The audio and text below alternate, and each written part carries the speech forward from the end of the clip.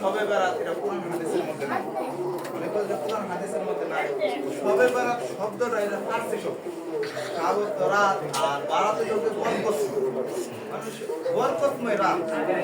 এটা ফার্সি শব্দ।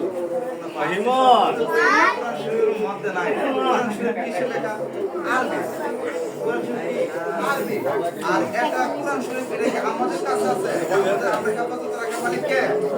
আল্লাহ তাআলা কোরআনের কারিমের মধ্যে পাঁচবার কোরআন দিলো কিংবা এই কোরআন শরীফ আমি লাজের মাহফিলের মধ্যে সংগ্রহ করে রাখি। এই কোরআন শরীফের মধ্যে আল্লাহ তাআলা কোরআনের আয়াত দ্বারা নাযিল করতেছেন যে হামিম হাবিব আমি এটার মধ্যে আমি নাযিল করেছি কোরআন শরীফ সমস্ত কোরআন শরীফ আমি প্রথম আসমানের মধ্যে নাযিল করেছি সম্পূর্ণভাবে কোরআন শরীফ প্রথম আসমানের মধ্যে নাযিল করেছে আর হযরতে জিবরাইল আলাইহিস সালাম আল্লাহর হুকুমে প্রথম আসমান থেকে আয়াত নিয়ে নবী সাল্লাল্লাহু আলাইহি ওয়াসাল্লামের কাছে নিয়ে আসেন। লাইলাতুল কদর এটাও আল্লাহ তাআলা